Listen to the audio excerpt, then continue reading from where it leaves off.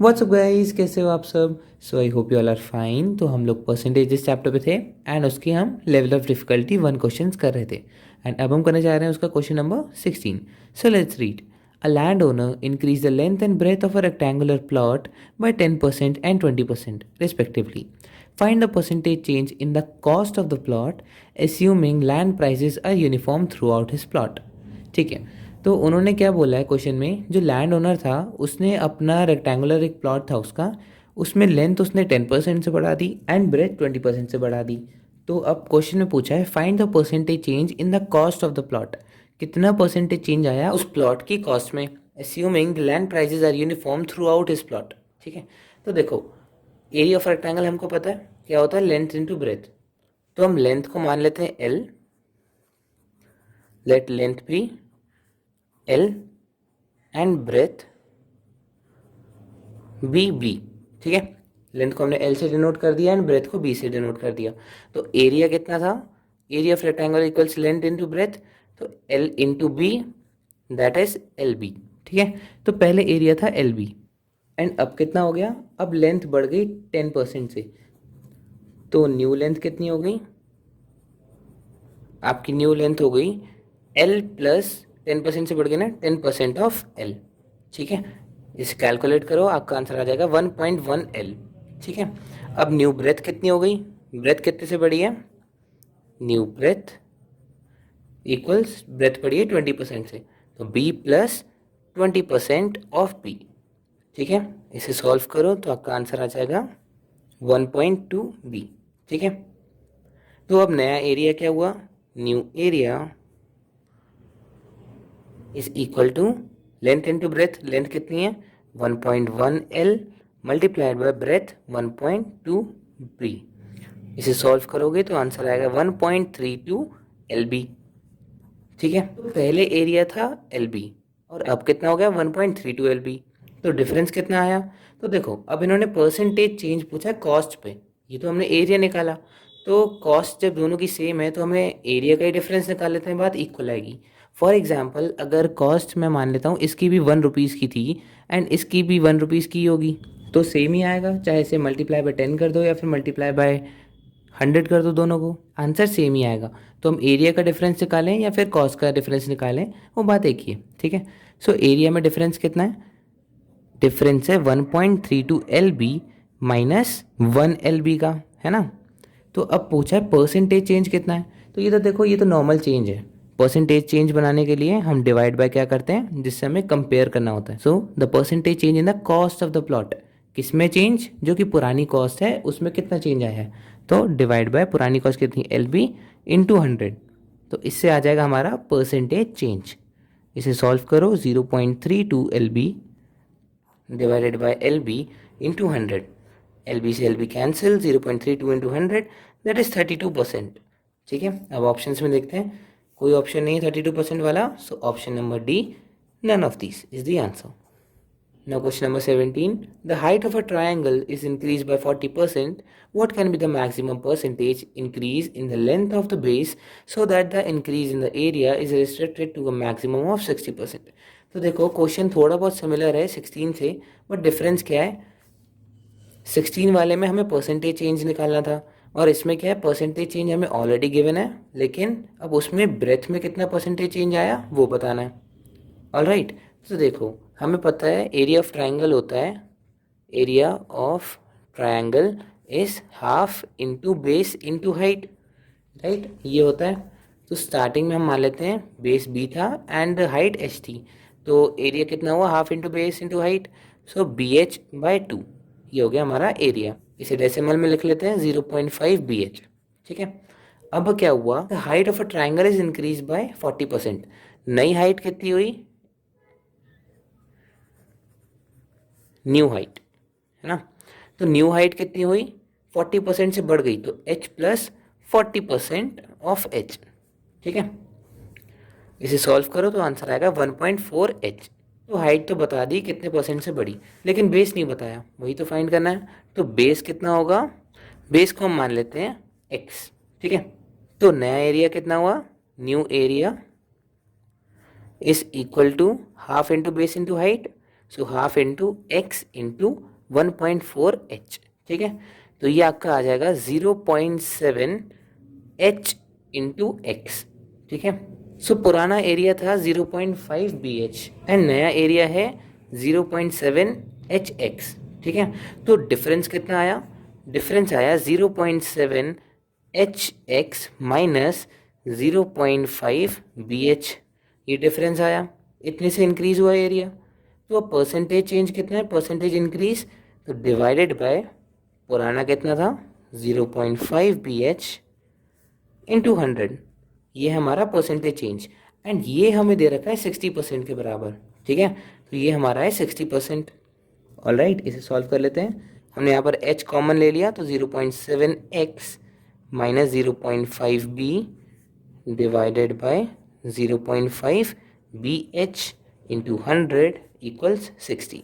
h से h cancel, 0.7x minus 0.5b, 0.5b को 60 से मल्टीप्लाई कर दिया एंड डिवाइड बाय 100 को इधर ले आए 100। सो इसको सॉल्व करोगे तो 0.7x minus 0.5b is equal to, ये 0.6 हो जाएगा multiplied by 0.5, that is 0.3b, ठीक है। सो 0.7x इसको इधर लेके जाओ इक्वल 0.8b एंड x की वैल्यू आ जाएगी 8/7b, ठीक है। तो इस इक्वेशन को जब हमने सॉल्व किया तो हमारी x की वैल्यू आ गई 8/7b which is the new base, है ना। तो पुराना बेस था b एंड नया बेस आ गया हमारे पास 8/7b, और यही तो हमें पूछा है कि कितने से चेंज आया, इसमें कितना चेंज आया है b से 8/7b, तो चेंज आया है 8/7b माइनस b का चेंज आया है, राइट। लेकिन हमें परसेंटेज चेंज निकालना है, तो किससे आप कंपेयर करोगे? डिवाइडेड बाय पुराना बेस b इंटू 100। इसे सॉल्व कर लो तो आपका आंसर आ जाएगा 14.28%, ठीक है। इसे मैं सॉल्व नहीं कर रहा हूँ, आप लोग कर सकते हो। So this is the answer, option number C. Now question number 18. The length, breadth and height of a room in the shape of a cuboid are increased by 10%, 20% and 50% respectively. Find the percentage change in the volume of the cuboid. तो अब इस question में दे रखा है एक room है cuboid shape का, उसमें जो लेंथ, ब्रेथ एंड हाइट है वो चेंज हो गई है, मतलब इंक्रीज हो गई है 10% से, 20% से एंड 50% से। तो find the percentage change in the volume of the cuboid. तो कितना परसेंटेज चेंज आया पूरे वॉल्यूम में, हमें ये बताना है, ठीक है। तो वॉल्यूम ऑफ क्यूबॉइड क्या होता है? Volume is length into breath into height, ठीक है।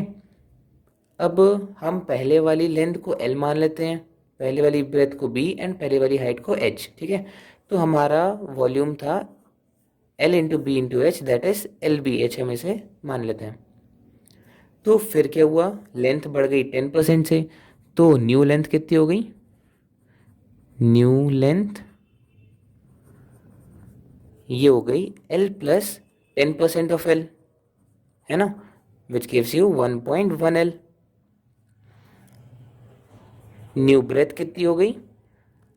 B प्लस 20% से बड़ा है, 20/100 into B which gives you 1.2B, right.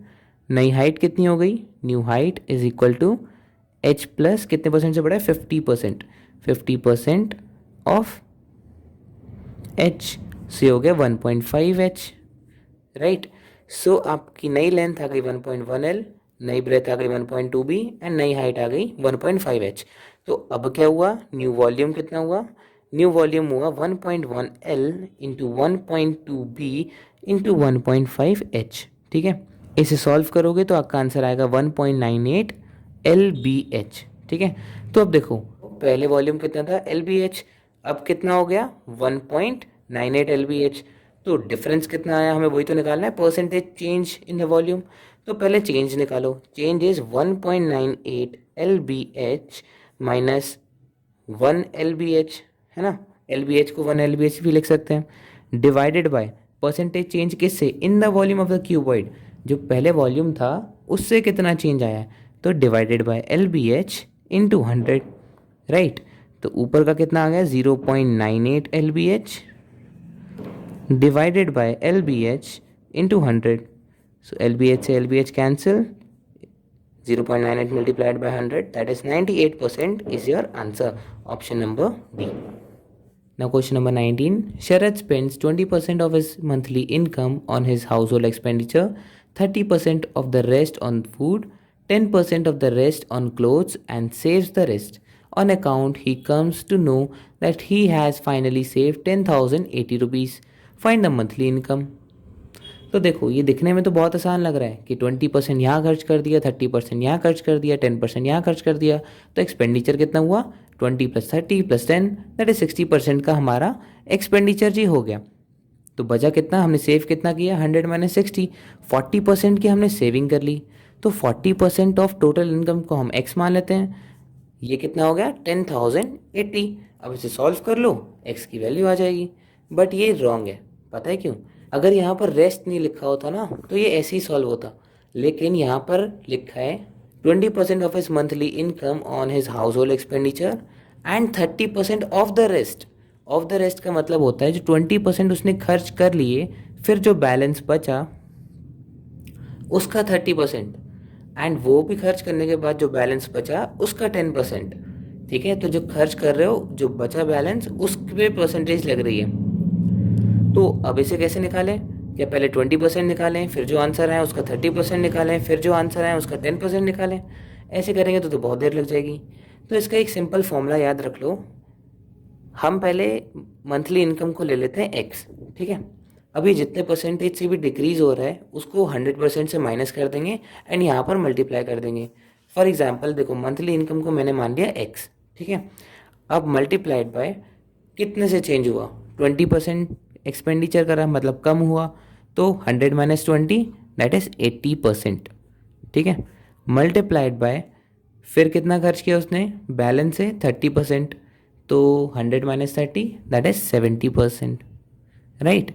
Multiplied by अब कितना खर्च हुआ 10% ऑन द रेस्ट, तो 10 माइनस कर दो 100 में से, कितना हुआ 90%।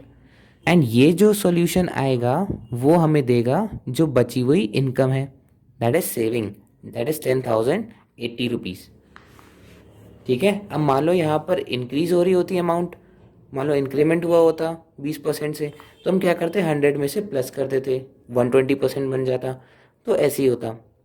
तो ये फॉर्मूला आप याद रख लो, ठीक है। So x into 80/100 into 70/100 into 90/100 is equal to 10080। 3 0 से 3 0 कैंसिल हो गए and x equals 10080 multiplied by 100 divide by 8 into 7 into 9, इसे करोगे तो 504 आंसर आएगा। 504 मल्टीप्लाइड बाय 20 एंड x की वैल्यू आ जाएगी दैट इज 20,000, ठीक है। So option number C is your answer. Question number 20, the price of sugar is reduced by 25%, but in spite of the decrease Ayush ends up increasing his expenditure on the sugar by 20%. What is the percentage change in the monthly consumption of sugar? तो देखो question में बोला क्या है, जो sugar की price थी वो 25% से कम हो गई, एंड फिर क्या हुआ, आयुष ने क्या किया, वो उसने अपने एक्सपेंडिचर को 20% से और बढ़ा दिया, एंड पूछा है कि कंजम्पशन में कितना चेंज आया। तो अब आप सिर्फ इतना ध्यान रखो कि price of sugar multiplied by हमने कितना कंजम्पशन किया वो हमें एक्सपेंडिचर देगा, राइट। ये तो हम सबको पता है कि जो भी प्राइस है मल्टीप्लाइड बाय जितना हमने लिया है उतना हमारा टोटल एक्सपेंडिचर है। तो हम मान लेते हैं शुगर के प्राइस थे P एंड कंजम्पशन उसने C किया एंड उससे एक्सपेंडिचर करना पड़ा E, ठीक है। फिर क्या होता है 25% से प्राइस गिर जाती है, तो न्यू प्राइस कितना हुआ, न्यू प्राइस हुआ 25% से गिर जाती है, तो P minus 25% into P, right. तो ये आ जाएगा 0.75 P, तो नया प्राइस हो गया 0.75 एंड एक्सपेंडिचर उसने कितना बढ़ा दिया शुगर का 20%, तो न्यू एक्सपेंडिचर कितना हो गया E plus 20% into E, right. तो ये हो जाएगा 1.2E। तो अब देखो फर्स्ट इक्वेशन में P इंटू सी अगर E के बराबर है तो C कितना हो गया E/P, राइट। जो पहले कंजम्पशन था वो ई अपॉन पी था, तो अब न्यू कंजम्पशन कितना होगा, new consumption is new expenditure divide by new price, right. तो 1.2 ई डिवाइडेड बाय 0.75 पी, है ना। तो देखो पुराना कंजम्पशन था ई अपॉन पी एंड नया कंजम्पशन कितना है 1.2 ई अपॉन 0.75 पी। तो अब कितना चेंज आया उसे निकाल लेते हैं। सो इसे आप कैंसिल भी कर सकते हो, तो ये आपका आ जाएगा 120 ई divide by 75 P minus E upon P. पहले हम चेंज निकाल लेते हैं, तो ये कितना आ जाएगा 75 पी कॉमन, सो 120 ई माइनस 75 ई, सो ये आ जाएगा 45 ई अपॉन 75 पी। इसे कैंसिल कर दो, 5 times 9 and 5 times 15, 3 times 3 and 3 times 5, सो ये आ जाएगा 3 अपॉन 5p। ठीक है, ये हमारा आ गया चेंज। अब हमें निकालना है परसेंटेज चेंज।